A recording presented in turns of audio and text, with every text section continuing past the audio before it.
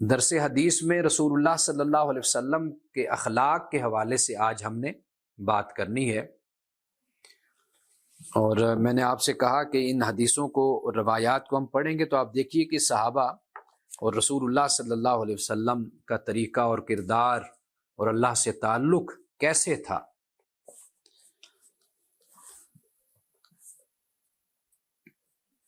حضرت عبداللہ ابن مسعود رضی اللہ تعالیٰ عنہ سے روایت ہے کہ فرمایا کہ اللہ نے تمہارے درمیان اخلاق کی بھی اسی طرح تقسیم کی ہے جس طرح رزق تمہارے درمیان تقسیم کیا ہے۔ بے شک اللہ تعالیٰ مال اسے بھی دیتا ہے جسے پسند کرتا ہے اور اسے بھی جسے پسند نہیں کرتا، اور ایمان صرف اسے دیتا ہے جس سے وہ محبت کرتا ہے۔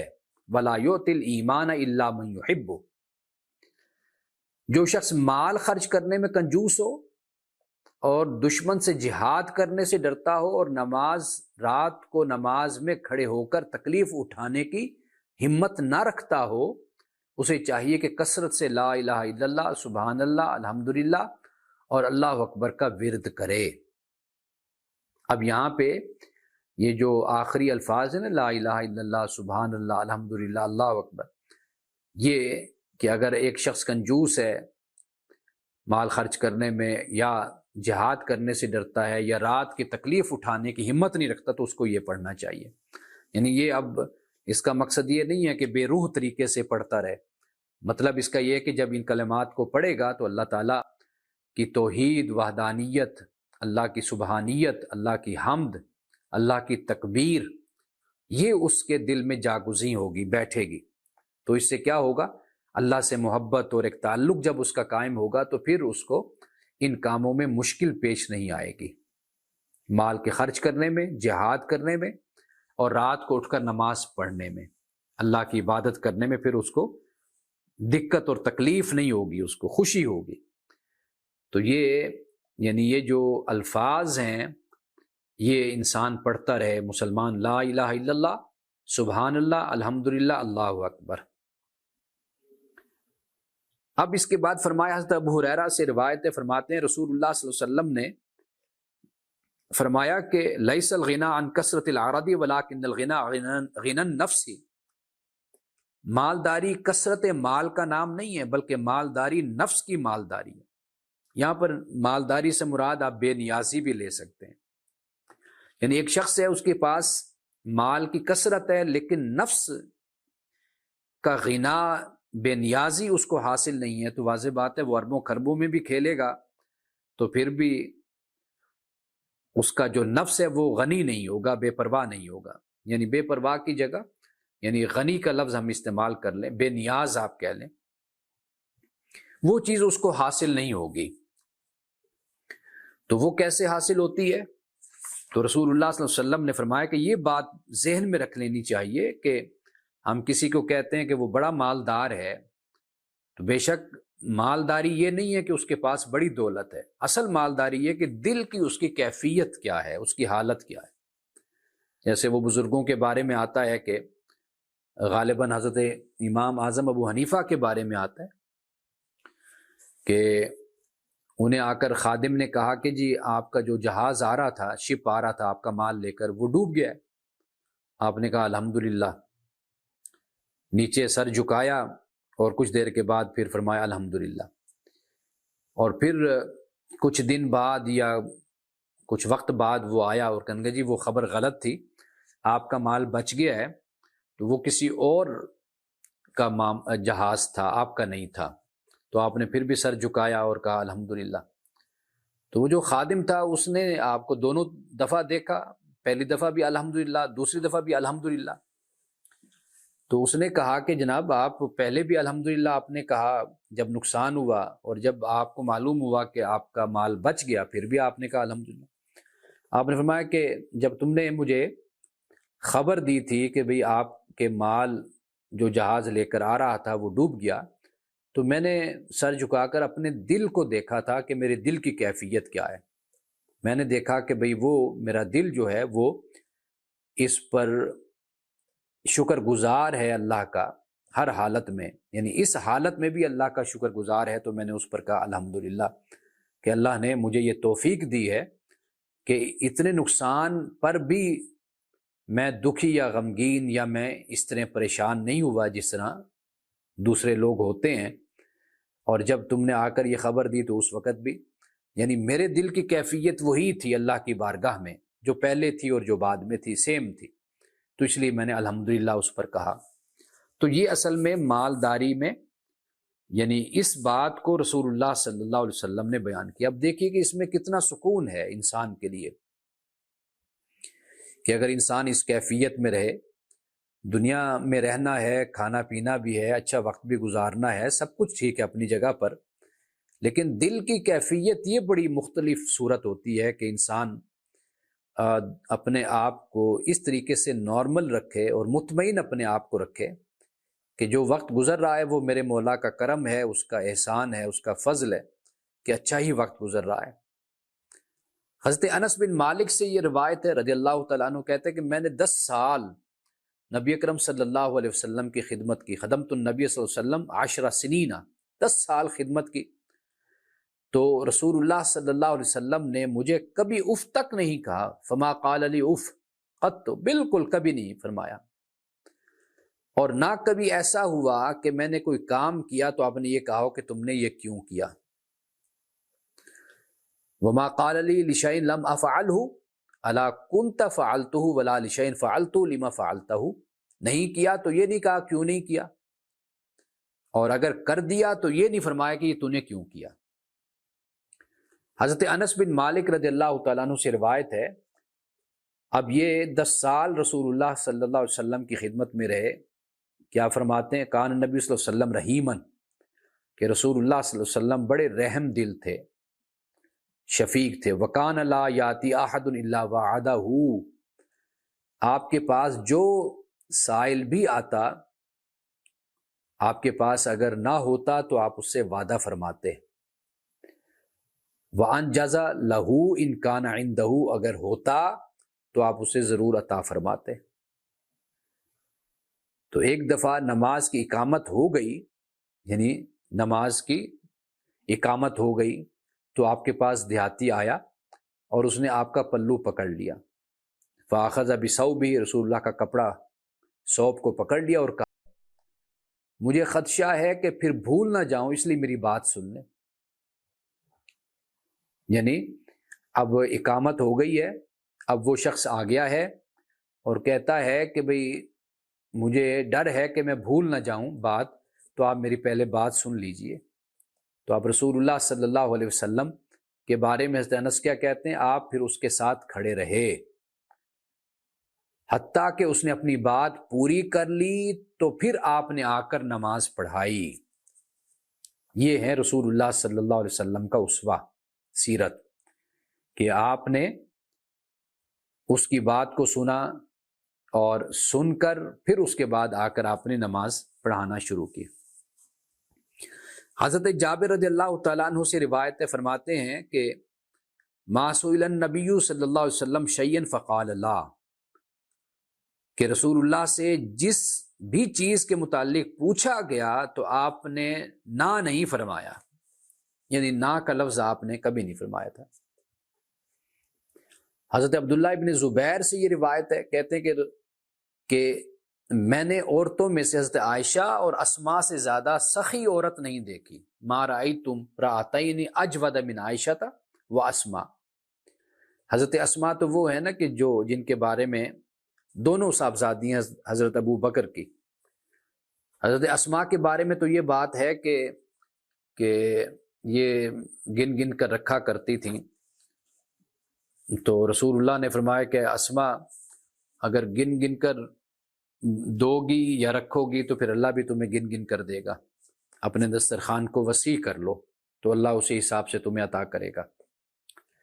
اب یہ حضرت عبداللہ ابن زبیر بتا رہے ہیں، تو یہ غالباً حضرت اسماء کے صاحبزادے ہیں، حضرت عائشہ کے بھانجے ہیں، کہ میں نے عورتوں میں سے حضرت عائشہ اور اسماء سے زیادہ سخی عورت نہیں دیکھی، اور ان کی جو سخاوت تھی، اس کی جو کیفیت تھی وہ جدا جدا تھی. وہ کیا تھی جی؟ حضرت عائشہ مال جمع کرتی تھی، جب ان کے پاس کچھ مال جمع ہو جاتا تو اسے خرچ کر دیتی. جبکہ حضرت اسما کل کے لیے کچھ نہیں روکتی تھیں، جو ہوتا وہ خرچ کر دیتی۔ حضرت عائشہ صدیقہ رضی اللہ تعالیٰ عنہ کے حوالے سے ہی یہ بات بیان کی جاتی ہے کہ آپ کے پاس کچھ مال آیا تھا، جیسے درہم و دینار ہوتے ہیں، تو وہ آپ تقسیم کرتی رہیں۔ رمضان کے دن تھے، آپ کا روزہ بھی تھا، اور جب بانٹ کر فارغ ہو گئی تو پھر خادمہ نے کہا کہ ام المومنین آپ کا روزہ تھا تو کچھ آپ اپنے لیے رکھ لیتی، تو آپ نے فرمایا کہ تم یاد کروا دیتی تو میں رکھ لیتی۔ یعنی اندازہ کیجئے کہ حضرت عائشہ صدیقہ رضی اللہ تعالیٰ عنہ کی بے نفسی کا عالم یہ تھا، بے غرضی کا عالم یہ تھا کہ اپنے آپ کے بارے میں یاد ہی نہیں رہا کہ بھئی میرا روزہ ہے۔ تو ہمارے جیسا ہو تو وہ پہلے اپنے لیے رکھے سنبھال کر، اور پھر اس کے بعد دوسروں میں خرچ کرے۔ تو یہاں پہ یہ بات حضرت عبداللہ ابن زبیر بیان کرتے ہیں۔ اچھا، یہاں ایک بات میں بیان کرتا چلوں، وہ بڑی ضروری ہے بات۔ ایک تو یہ ہے کہ اگر ہم اپنے لیے رکھ بھی لیتے ہیں تو اس میں کوئی حرج نہیں ہے کہ ہم اپنی ضرورت کے لیے رکھ لیں اور پھر جو ہو وہ ہم اس کو تقسیم کر دیں، یہ بھی کوئی بری بات نہیں ہے، ایسا کیا جا سکتا ہے۔ دوسری بات یہ ہے کہ جو صلحاء ہیں، اللہ کے نیک بندے ہیں، اگر ان کے کسی عمل میں یا کسی رائے میں کوئی اختلاف اگر ہوتا ہے نا، تو اگر خدا نخواستہ کسی کی رائے اگر قرآن سے متصادم ہے، جسے ہم نص کہتے ہیں، جو اللہ کی طرف سے قرآن نازل ہوا اس میں جو نصوص بیان ہوئی، تو واضح بات ہے کہ جب اس سے کوئی ٹکراؤ کسی بات کا ہوتا ہے تو واضح بات ہے پھر ہم نے نص کو ماننا ہوتا ہے، یعنی قرآن کی آیت کو مانتے ہیں، اس کے حکم کو مانتے ہیں۔ تو ایک تو یہ بات ہو گئی، لیکن نصوص سے اس کا کوئی تعلق نہیں، یعنی وہ متصادم نہیں ہے لیکن مختلف ہیں دونوں باتیں۔ جیسے اب یہاں پر دیکھیے حضرت عائشہ صدیقہ رضی اللہ تعالیٰ عنہ کا جو عمل ہے وہ مختلف ہے، حضرت اسماء کا عمل مختلف ہے، دونوں کا عمل مختلف ہو جاتا ہے۔ یہاں پر دیکھ لیجئے، اب اس میں جو ہے نا، اب ایسا نہیں ہے کہ ہمارے ہاں یہ ایک بہت ہی عجیب رویہ لوگوں میں رواج پا گیا کہ ہم اگر ایک کسی صالح، کسی اسلاف میں سے کسی کے عمل کو اختیار کرتے ہیں تو ہم پھر دوسرے کے عمل کو نعوذ باللہ ہم کم تر ثابت کرنا شروع کر دیتے ہیں اور وہاں پر اختلاف کھڑا کر دیتے ہیں، اور نعوذ باللہ توہین تک بھی معاملہ چلا جاتا ہے، یعنی اس کا بھی ارتکاب ہم کرنا شروع کر دیتے ہیں، دوسرے کی فضیلت کو، مقام اور مرتبہ کو اس حد تک ہم اوپر لے جاتے ہیں۔ یعنی آپ دیکھ لیجئے خود اب اہل سنت میں اختلاف اس حوالے سے، اور پھر اہل تسنن اور اہل تشیع کا اختلاف آپ دیکھ لیجئے، اہل تشیع ہوں، اہل تسنن ہوں، تو اگر ادب سے، احترام سے اپنی رائے پر انسان قائم رہے، وہ یہ کہے کہ جی میں فلاں صحابی کی بات کو یا قول کو میں اس کو بہتر سمجھتا ہوں، یا جیسے ہم افضل سمجھتا ہوں، یا اعلیٰ سمجھتا ہوں، اولیٰ سمجھتا ہوں، تو یہاں تک تو بات چلو ٹھیک ہو جاتی ہے نا، کہ واضح بات ہے کہ دو میں سے کسی کے قول کو اختیار کیا جاتا ہے، کسی ایک بات کو مانا جاتا ہے، لیکن نعوذ باللہ جو ہمارے ہاں ماحول جس طرح بنایا جاتا ہے توہین کا اور بدتمیزی کا، بے ادبی کا، اس کی تو کسی طرح بھی گنجائش نہیں ہے۔ علم کے حوالے سے اہل علم کا یہ رویہ نہیں ہوتا، تو یہاں پر ہمیں یہ بات سمجھ آتی ہے۔ اب دیکھیں حضرت عائشہ کا ایک عمل ہے کہ حضرت اسماء کا عمل ہے، اب یہاں پر کوئی بحث کرنے بیٹھ جائے کہ حضرت عائشہ نے تو یہ کیا تو لہٰذا ہم تو اسی کو ترجیح دیں گے، نعوذ باللہ حضرت اسماء تو کا مقام اتنا نہیں ہے جتنا عائشہ کا مقام ہے، تو یعنی یہ ایک نئی بحث ہم چھیڑ کر بیٹھ جائیں، تو ہمیں یہاں پر یہ بات دیکھنی چاہیے کہ یہ دونوں باتیں، ان کا کوئی ٹکراؤ نہ قرآن سے نہ حدیث سے، دونوں ہمارے لیے قابل احترام ہے۔ باقی آپ نے عمل کرنا ہے تو وہ آپ کی حسب توفیق عمل ہے، حسب استطاعت، حسب قدرت اور طاقت، آپ جو عمل کر سکتے ہیں آپ اس پر عمل کر لیجئے، آپ کو اس کا اختیار ہے۔ لیکن اس سے آگے بڑھ کر جو ہمارے ہاں جو رویے اختیار کیے جاتے ہیں وہ اصل بنیاد بنتے ہیں تشدد کے، شدت پسندی کے اور فرقہ واریت کے۔ امید ہے آپ میری بات سمجھ گئے ہوں گے۔ ہمارے یہاں حضرت علی رضی اللہ تعالیٰ عنہ کے حوالے سے اور حضرت امیر معاویہ کے حوالے سے، حضرت عائشہ، اور پھر اس طرح سیدہ فاطمۃ الزہرا جو فدق کا علاقہ ہے اس حوالے سے، پھر حضرت ابوبکر صدیق رضی اللہ تعالیٰ عنہ۔ تو معاملہ یہ ہے کہ اگر آپ ایک چیز کو ایک حد تک آپ سمجھتے ہیں، آپ اس کو اختیار کر لیجئے، لیکن یہ ہے کہ دونوں قابل احترام ہیں، دونوں کی آراء بھی قابل احترام ہیں، دونوں کا نقطہ نظر بھی قابل احترام ہے۔ تو یہ اگر یہ انداز اور رویہ اختیار کر لیا جائے تو یہ جو جھگڑے اور اختلاف اور ایک دوسرے پر جو تہمتیں اور الزام اور فتوے ہیں، ان کا خاتمہ ہو سکتا ہے۔ اب یہ دیکھیے، حضرت ابو ہریرہ رضی اللہ تعالیٰ عنہ سے روایت ہے کہ رسول اللہ صلی اللہ علیہ وسلم نے فرمایا، کسی بندے کے پیٹ میں اللہ کی راہ میں پڑنے والا غبار اور جہنم کا دھواں کبھی اکٹھے نہیں ہو سکتے۔ اللہ کی راہ میں پڑنے والا غبار اور جہنم کا دھواں کبھی اکٹھے نہیں ہو سکتے۔ اسی طرح بخل اور ایمان بھی کسی بندے کے دل میں اکٹھے نہیں ہو سکتے۔ واضح بات ہے کہ جو شخص اللہ کی راہ میں نکلے گا، جہاد کرے گا، اب وہ جو غبار اس پر آئے گا وہ تو ہے، یعنی اس نے اللہ کی راہ میں جب تکلیف اٹھائی اور جہاد کیا، غازی بنا یا شہید ہوا، اب وہ جو مٹی اٹھی اس کے ناک، اس کے چہرے پر پڑی، تو اس کا تو اپنا مقام اور مرتبہ ہے۔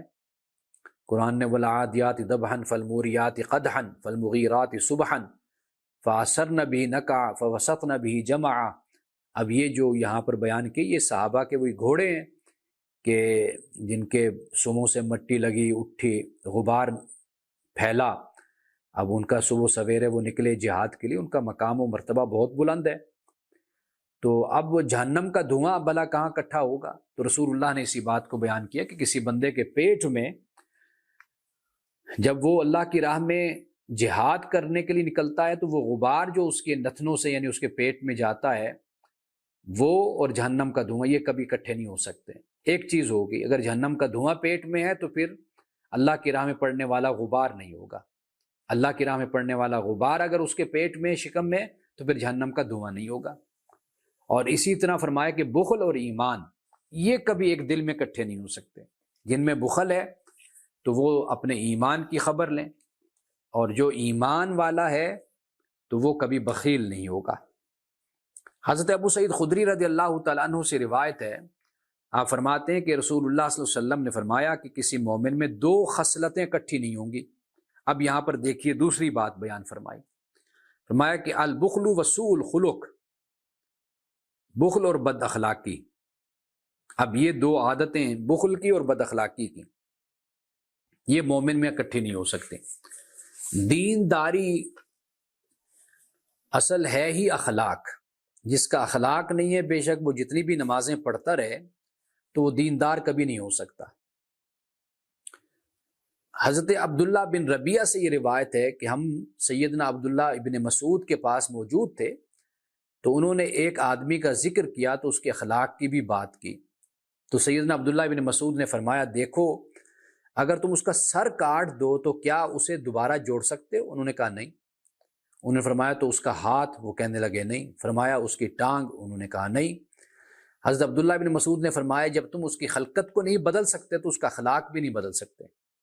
بلا شبہ نطفہ رحم میں 40 راتوں تک قرار پکڑتا ہے، پھر وہ خون کی شکل اختیار کر لیتا ہے، پھر علقہ جمع ہوا خون بن جاتا ہے، پھر گوشت کا لوتھڑا بن جاتا ہے، پھر اللہ تعالیٰ ایک فرشتہ بھیجتا ہے جو اس کا رزق، اس کا اخلاق اور اس کا بدبخت یا سعادت مند ہونا لکھ دیتا ہے۔ یہ حضرت عبداللہ ابن مسعود رضی اللہ تعالیٰ عنہ نے اس کو بیان کیا۔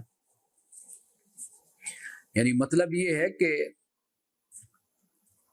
انسان کا جو معاملہ رزق کا ہے، اخلاق کا ہے، بدبختی یا سعادت مندی کا ہے، یہ لکھا جاتا ہے۔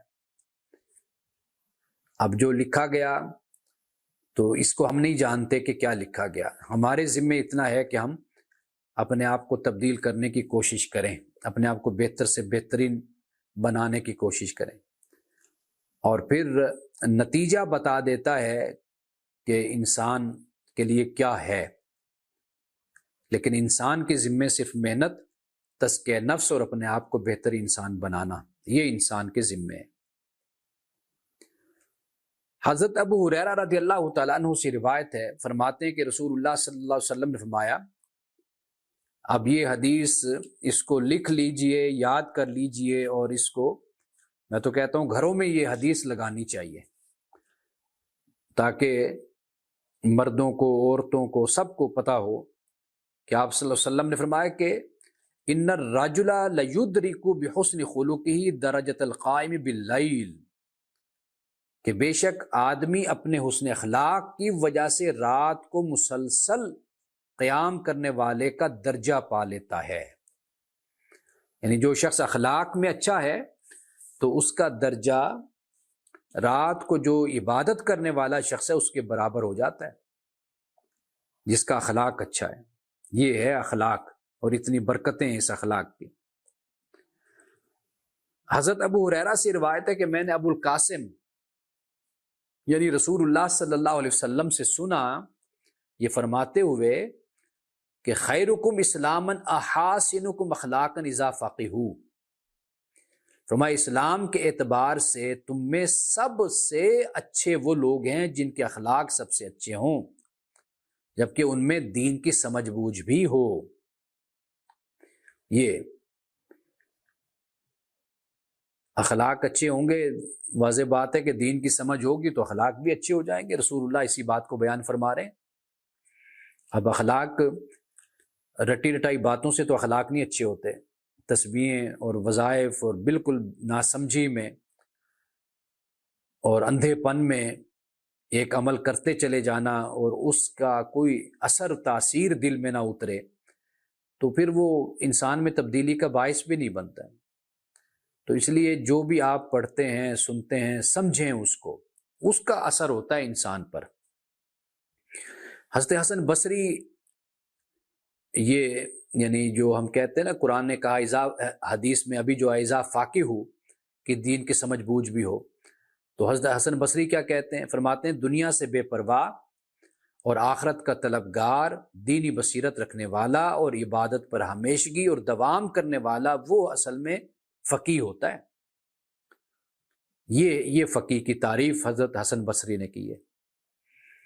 حضرت ثابت بن عبید کہتے ہیں میں نے دوستوں کی مجلس میں پروقار اور گھر میں مزاح کے ساتھ رہنے والا زید بن ثابت سے بڑھ کر کوئی شخص نہیں دیکھا۔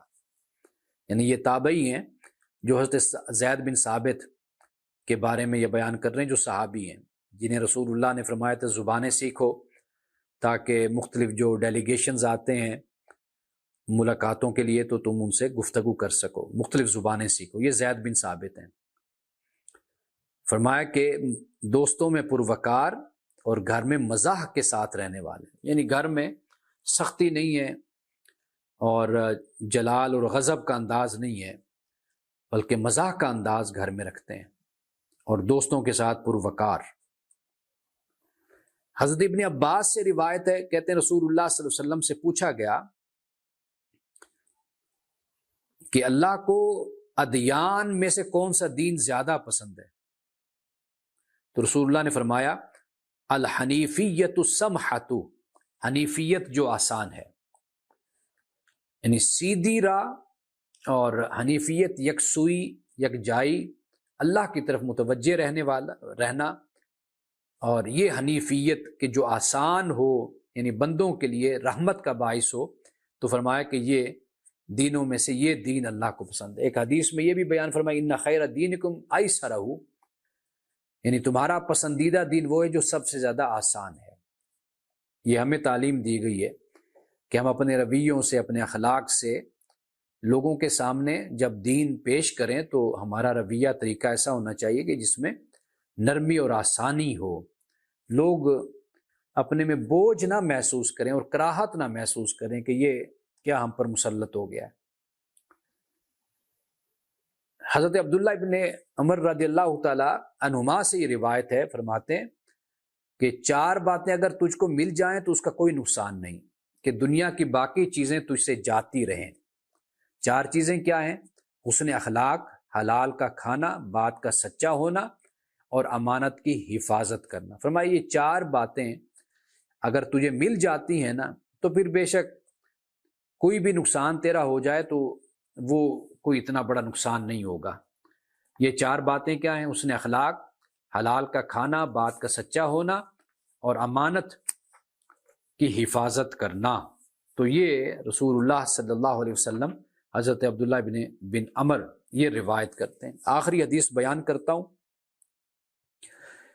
حضرت ابو ہریرہ رضی اللہ تعالیٰ عنہ سے روایت ہے، کہتے ہیں رسول اللہ صلی اللہ علیہ وسلم نے فرمایا تم جانتے ہو لوگوں کو کیا چیز زیادہ آگ میں لے جائے گی؟ لوگوں نے عرض کی یا رسول اللہ صلی اللہ علیہ وسلم اللہ تعالیٰ اور اس کے رسول کو زیادہ علم ہے، اللہ و رسول اعلم، قال الاجوفانی، 2 کھوکھلی چیزیں۔ وہ کون سی؟ فرمایا شرمگاہ اور منہ، الفرج والفم، واکثر ما يدخل الجنت، یعنی یہ 2 چیزیں وہ ہیں جو انسان کو دوزخ میں لے جانے کا باعث بنتی ہیں، اور 2 چیزیں ایسی ہیں جو فرمایا جنت میں لے جائیں گی۔ وہ کیا ہیں؟ فرمایا تقوی اللہ و حسن الخلق، اللہ کا تقوی اور حسن اخلاق۔ یہ ہیں 2 چیزیں جو جنت میں لے کر جائیں گی۔ اللہ اکبر۔ یہ بھی اسی ضمن میں بیان کرتا چلوں کہ زبان جو ہے اس کے بارے میں رسول اللہ صلی اللہ علیہ وسلم نے کیا فرمایا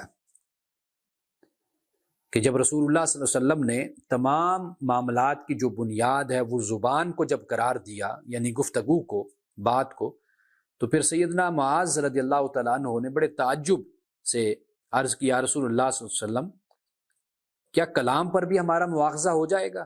یعنی وَإِنَّا لَمُؤَاخَذُونَ بِمَا نَتَكَلَّمُ بِهِ، جو ہم بولتے ہیں بات کرتے ہیں اس پر بھی مواخذہ ہوگا۔ آپ نے کیا فرمایا؟ اے معاذ تیری ماں تجھے گم پائے، لوگوں کو جہنم میں اوندھے منہ ان کی زبانوں کی کارستانیاں ہی تو گرائیں گی، یعنی جو اپنی زبان سے وہ نکالیں گے، منہ سے بولیں گے، اسی وجہ سے تو وہ جہنم میں گریں گے۔ یہ جامع ترمذی میں ایمان کی بحث جہاں پر ہے، ایمان کے حوالے سے وہاں پر یہ حدیث موجود ہے۔ تو گویا کہ 2 چیزیں فرمایا کہ شرمگاہ اور منہ یہ جہنم میں لے جانے کا باعث بنتے ہیں، اور 2 چیزیں فرمایا تقوی اور حسن اخلاق، فرمایا یہ جنت میں لے جانے کا باعث بنتے ہیں۔ اب انشاءاللہ رمضان المبارک ہمارے اب قریب ہے، اور میں نے یہ اعلان کیا تھا، اب میں نے کچھ موضوعات اس کے لیے منتخب کیے ہیں، تقریباً کوئی 29-30 موضوعات، اور وہ میں نے چند لوگوں کے ساتھ، شرکاء کے ساتھ، اپنے درس کے ان کے ساتھ میں نے شیئر بھی کیے ہیں۔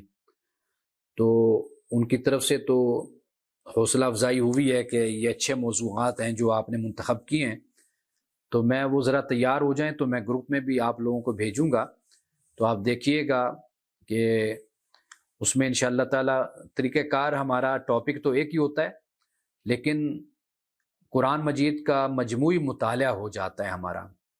جیسے ہم انبیاء علیہ السلام کے واقعات کو ہم نے قرآن کی روشنی میں پڑھا تھا، جہاں جہاں پیغمبروں کا ذکر ہے، تو اس سے تقریباً پورے قرآن ہی کا ایک مطالعہ ہو گیا تھا۔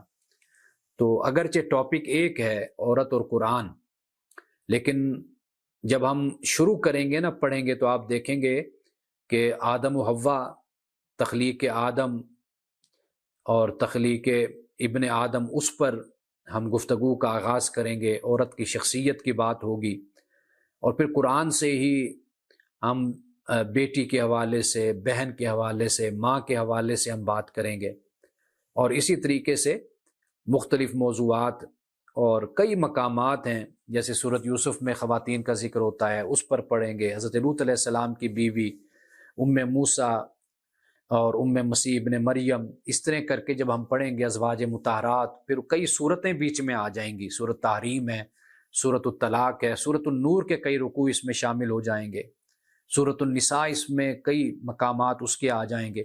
تو وہ گویا کہ ایک لحاظ سے سوئے ہوتے ہیں، بیٹھے ہوتے ہیں، تو اور اگر آپ ان سے پوچھیں جی کیا سنا، کیا سمجھا، تو جو ایک ہمارا رسمی روایتی طریقہ ہے، بس وہی لوگوں کا طریقہ ہوتا ہے کہ بس لوگ کہتے ہیں جی اینڈ پہ یہی ہوتا ہے کہ جی ہم نے پورا قرآن بس گزار لیا، لیکن پوچھا جائے کہ بھئی آپ کو کیا سمجھ آئی، کیا پتہ چلا، اس کے بارے میں کچھ نہیں ہوتا لوگوں کو۔